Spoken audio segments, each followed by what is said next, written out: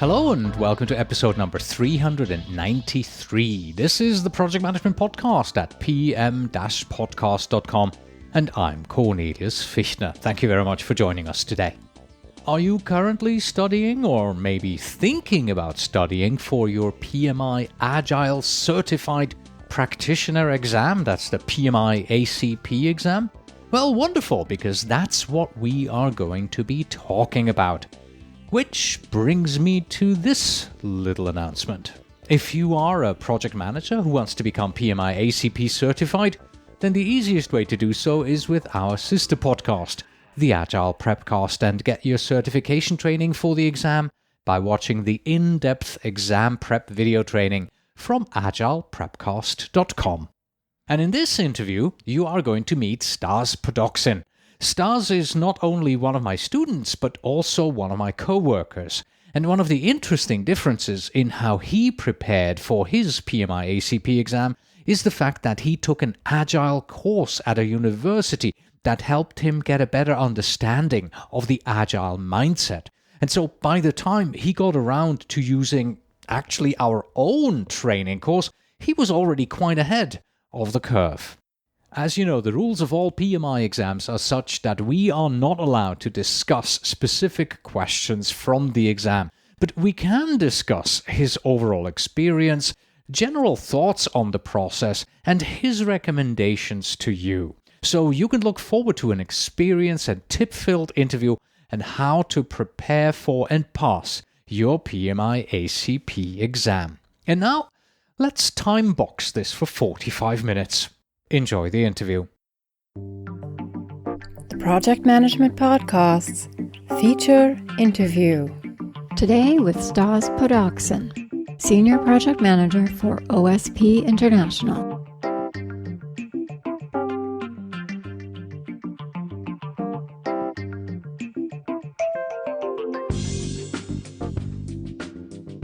Hello, Stas. Thank you so much for joining us today.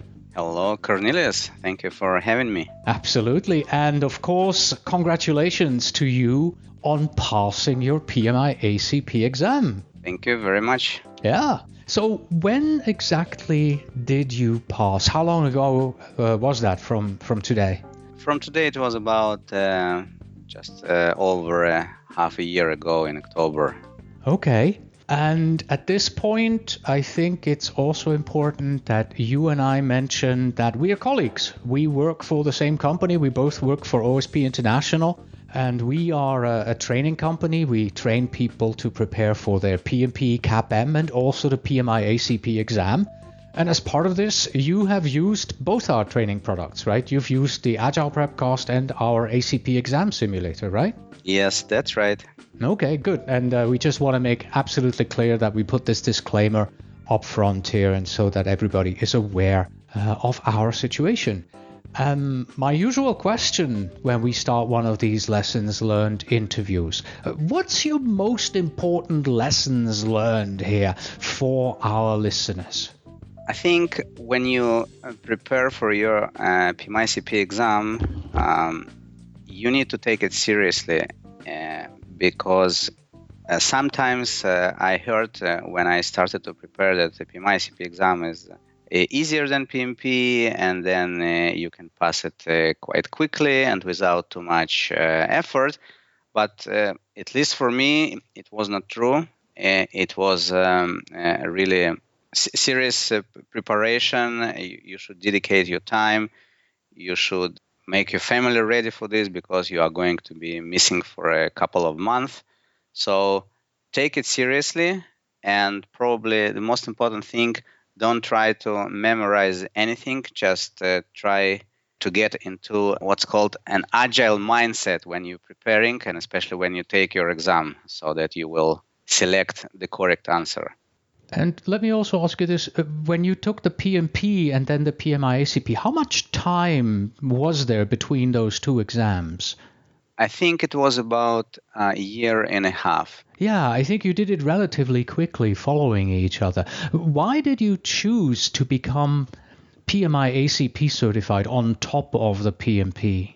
Well, The PMP was sort of very important for me to set up my professional career and to formalize the knowledge and the experience that I had.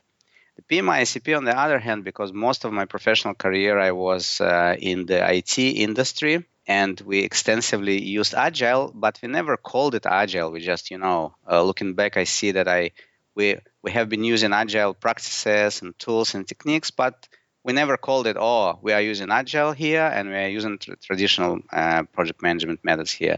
So I just wanted, first of all, to organize my knowledge in a methodical way.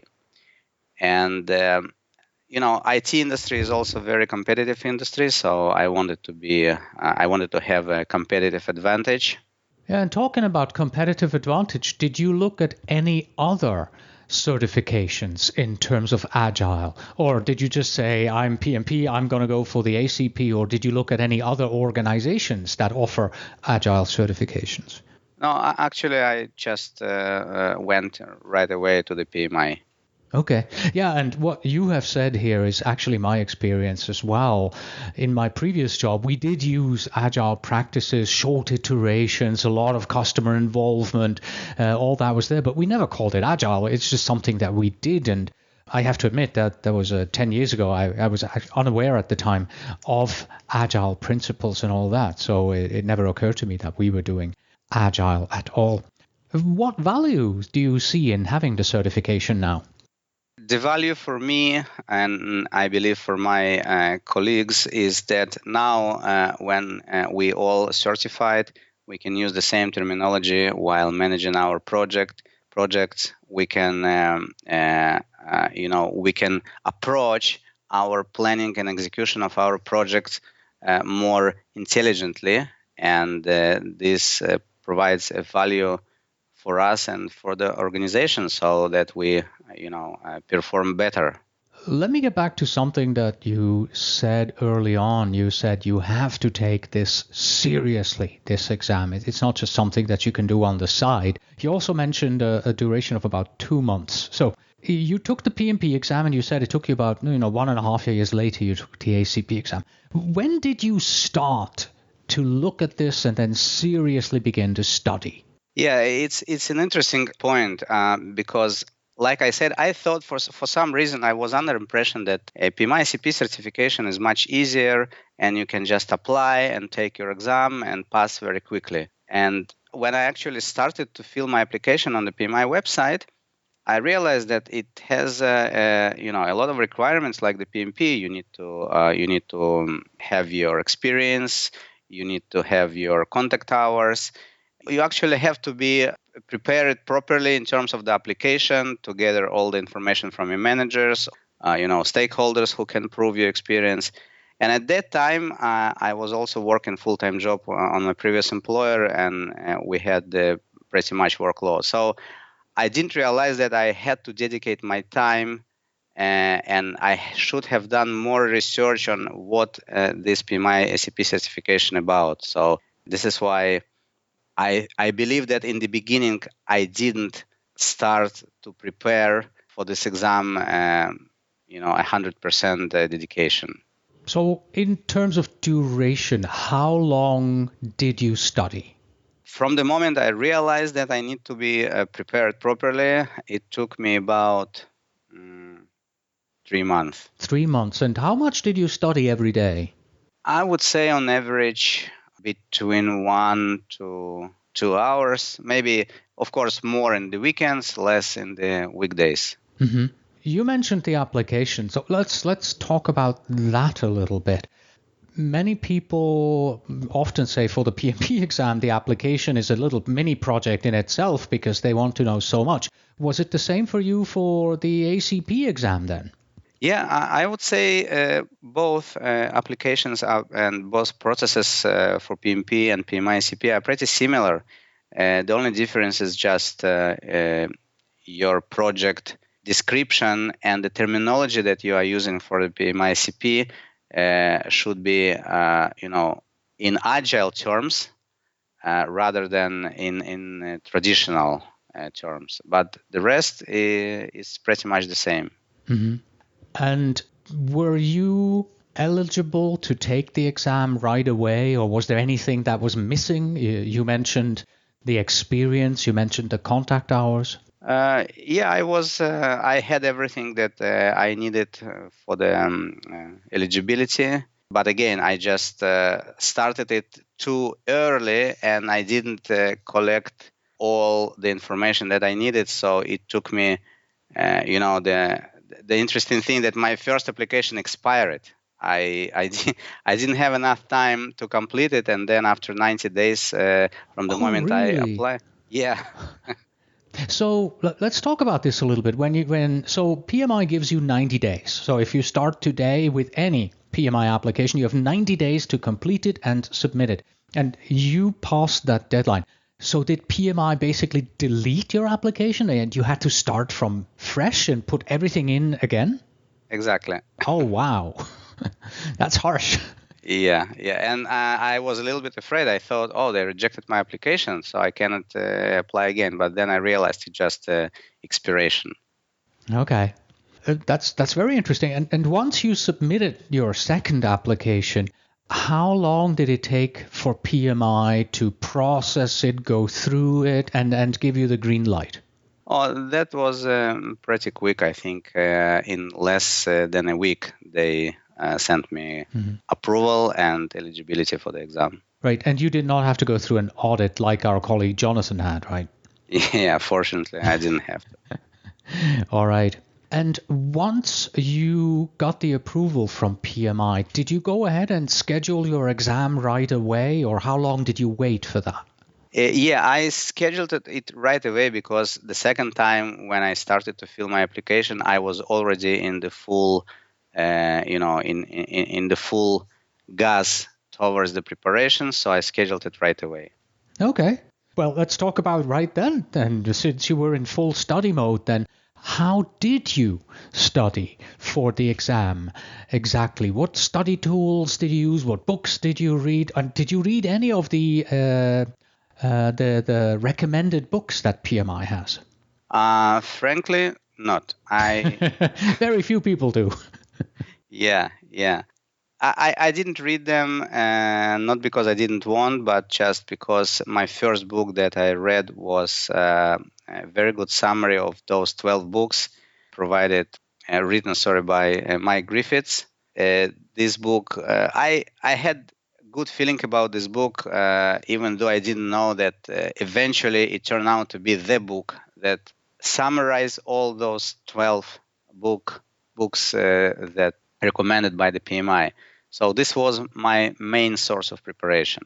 Second was, of course, the Agile Prepcast, because I needed it for the contact hours and also, another view on Agile. I used mock-up exams, and one of the tools or one of the, preparation materials that I used was course that I took or program that I took in the local University of British Columbia. Oh, interesting. So you not only read a book and took a distance learning course, the Agile Prep course, but you also went to a classroom Agile certification preparation. Is that right? Yes, that's right.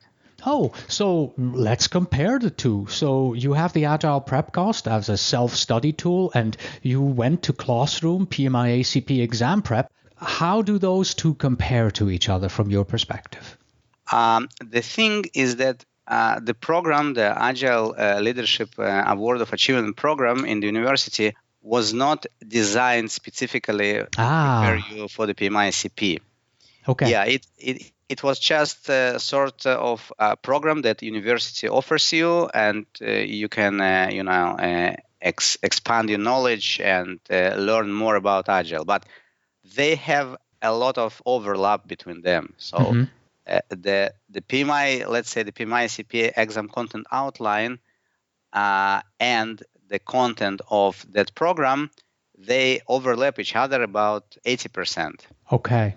So I would say it's hard to compare them because they are different approaches. Distance learning is one thing, and face-to-face interactive learning is something different. Okay.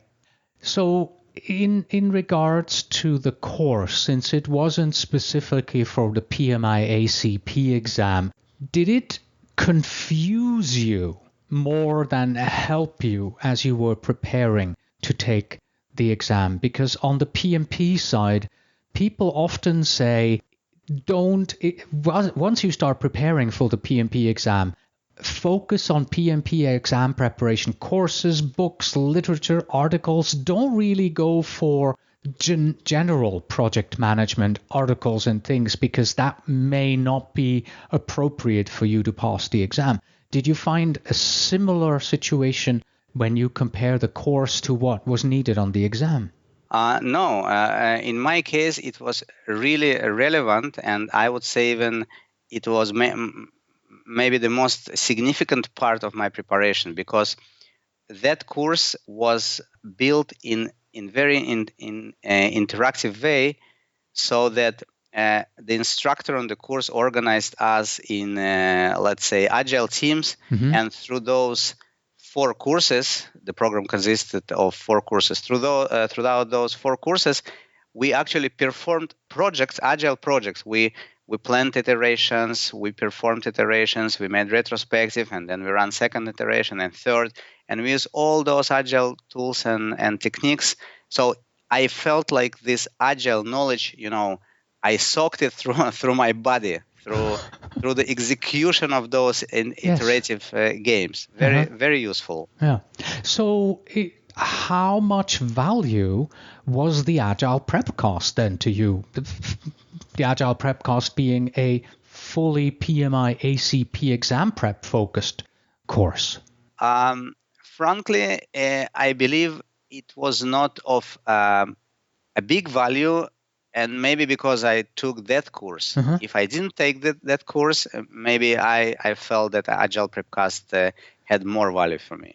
Okay, that's quite fair. Then let's talk about the exam simulator then, because I assume that you did not talk about the exam specifics in the course from the University of British Columbia.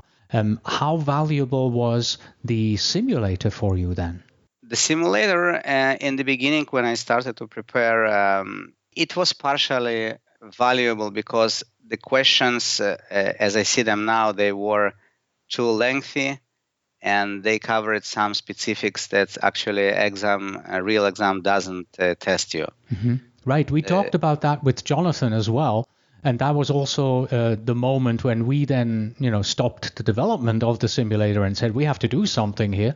And we changed the questions. So if you compare the questions from then to the questions we have now, what would you say? Now it's 180 degrees difference. Okay. I believe now we have probably the best available simulator on the market without doing any specific advertisement. But we really developed something that is very, very close to the real one. Okay. How many hours of self-study did you put in? Reading books, watching the Agile Prep course, taking exams?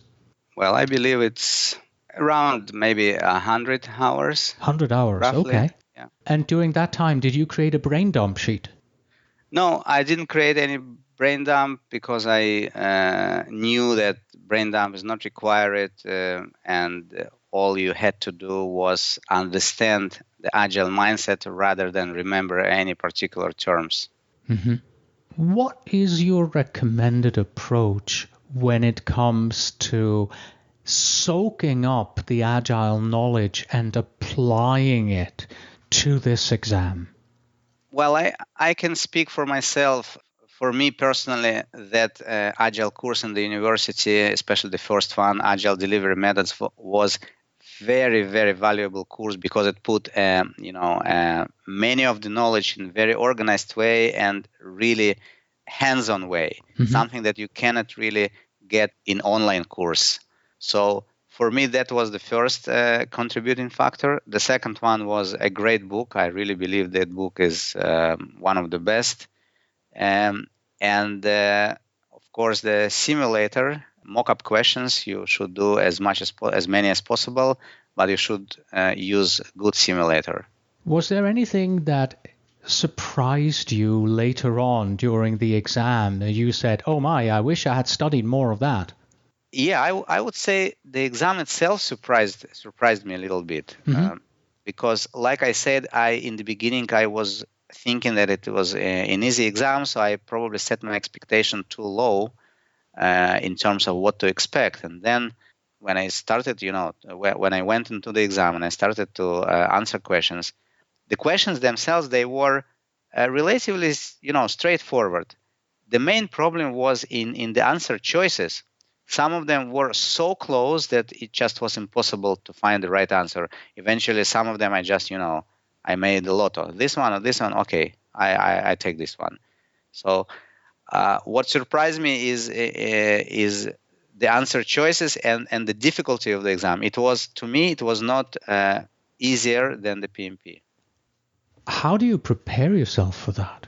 Of course, before you take the exam, you cannot prepare yourself for this situation. But then when you just, when you sit in front of the computer, you understand that the reality is different from what you thought. So probably you take a deep breath and then you focus yourself on the task and you go forward. Does an exam simulator help? You mean in general? Or in general, in your situation now where you say it was completely not what I expected. So does an exam simulator help to prepare you? Oh, absolutely. If the exam simulator is close to the real exam, then absolutely it's a must tool. It's a very important tool without which you just cannot. It would be irresponsible from your side to go to the exam without taking any mock-ups exam. Just like me, English is not your mother tongue. And when I took my PMP exam, sometimes, I really had to think a little bit more because the exam was in English. Was that a same issue for you here on the PMI-ACP exam? Not really. My spoken language is not as good as yours, and I have, a strong accent, but when I read or when I write, I feel very confident in my English. So to me, I didn't have any problem with any terms, with any language. So it was not a problem for me. And did you use up all 3 hours of the exam? I used them, but not because I ran out of time. Actually, I've finished my first run of the exam after about 2 hours and 15 minutes. Then I took a break, and then I came back to the exam to review my questions, and especially those that I marked. So when you took a break, you got up from your seat and you walked outside of the room, right? Yeah, I walked outside of the room and outside of the testing. They had 2 rooms. One is the check-in room, and the second one is the actual exam room. So I went out to the check-in room, and from there I went out to the corridor, to the restrooms. And did they just let you walk out and in, or did you have to check out and check in? Did they search you again when you went back in? Somebody told me that he felt like he was boarding for a high security flight with them doing almost like using wands and patting you down before you were allowed to get back in. Yeah, actually, that's right. This is exactly what happened there. And it was on my PMP exam and PMI-ACP, because it's the same test center. They test you, they run a metal detector, they ask you to open your pockets and, to put up your sleeves and check your socks, everything. Wow. And even when you took the break and went back in, there was the same check-in procedure? Exactly. Wow. Okay, so that means you lost, 2 to 3 minutes during the exam just because they needed to pat you down again? Yes, that's right. Okay, that's very interesting. Were there any technical glitches for you? One student once reported back that her computer crashed. No, fortunately, everything went very smooth. Okay. So, and how did you feel when you sat there and you said, okay, end? I felt a little bit nervous, and the reason, as I mentioned, because I didn't expect the exam to be so difficult. It was not really so difficult, but it was more difficult than I thought. So I was a little bit nervous that I could fail, but eventually I didn't. Right. And I guess you felt pretty comfortable, pretty happy about that.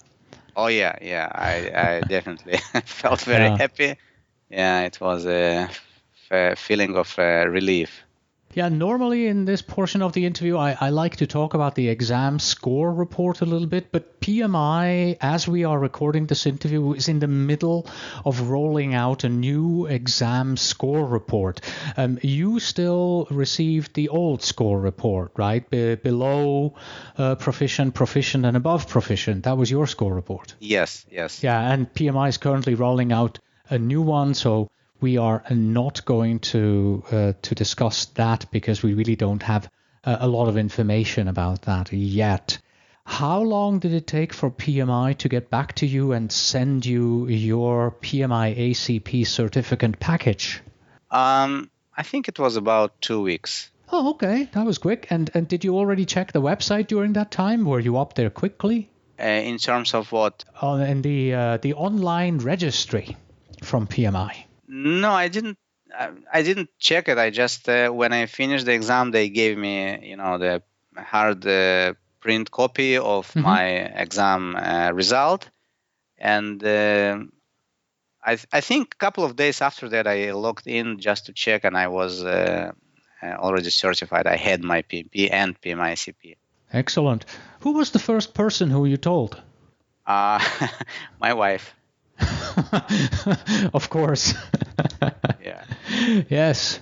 So we cannot tell our listeners about the exact questions that you had on the exam, but we can be, a little bit generic. So do the questions on the exam test your knowledge of facts, or is it more about the agile mindset, the application of agile principles? Yeah, exactly. They don't test your knowledge and memorization at all. It's purely your agile mindset, your interpretation of agile values, principles, best practices, tools, and techniques. Mm-hmm. In regards to topics, are there any topics that now, after you took the exam, you wish you had studied before? I studied everything, but based on my exam results and based on my, understanding of what I really had to learn more is agile planning. Agile planning, okay. Yeah, this domain somehow was messy when I was studying for it. I knew that I had less confidence in this topic because agile planning is very iterative. So eventually that was reflected in my exam result. It was moderate proficient. So I wish I could study it more. And on the other side, was there anything where you now say, oh, I shouldn't have studied that? Yeah, I would say some of the agile methodologies like Crystal and the SDM and others, they just were not tested. Okay. And in regards to studying them, you did study them, so you did take in everything that Agile and Crystal and DSDM does. Did it still help you in terms of getting it? Okay, you start out with Scrum and you learn what Scrum does, and then you see how Crystal is different and how they apply the Agile principle. Was there any help, at least, getting the mindset? I believe, yeah, for the mindset it contributes, but the value of this is not too high. Okay.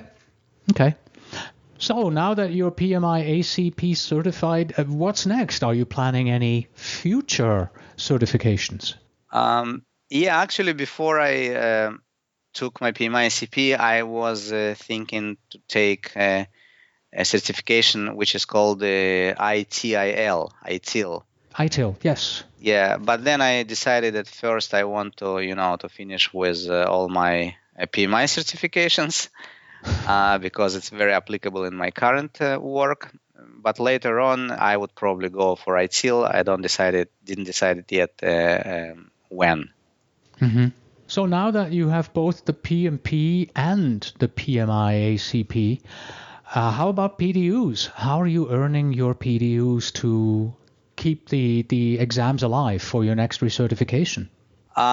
My first cycle of PMP, I have already completed recertification, so I have actually for 3 more years from now, even for PMI-ACP. I didn't even realize, but some of those courses that I took in the university, they already counted towards my PMI-ACP PDUs. Oh, that's good. Yeah. So I will actually the rest that I still missing, I will take probably from the PMI webinars. Okay. Yes, from projectmanagement.com, I guess. Right. Yeah. One thing that I never asked anybody who has both the PMP and the PMI-ACP exam is this. You probably didn't take the exam on the same day or even in the same month of the year, which means that the recertifications, they would kind of, not be the same. Does PMI align those recertifications so that, it's not like your PMP is due in December and your ACP is due in June? Yeah, they don't align. They just separate cycles. So if you have your cycle of PMP due June, it's due June.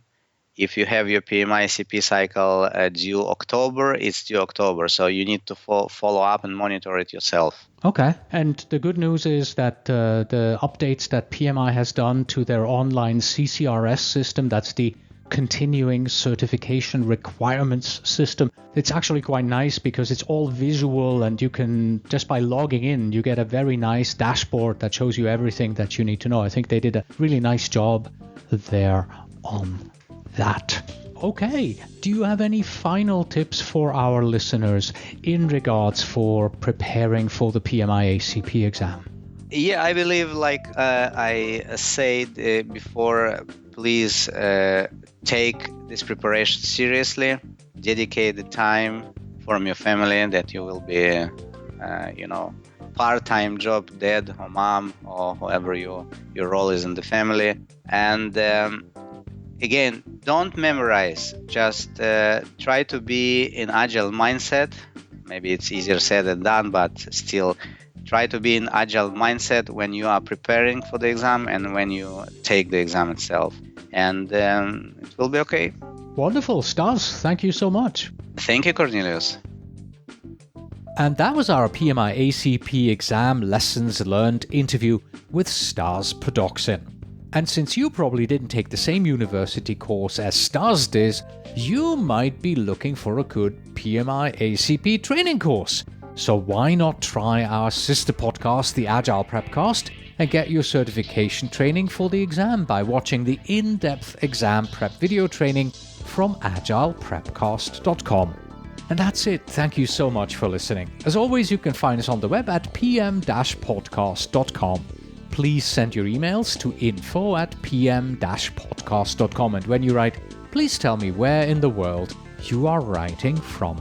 And finally, we have this for all those of you currently preparing for the exam. In school, you are taught a lesson and then given a test. In life, you are given a test that teaches you a lesson. Until next time.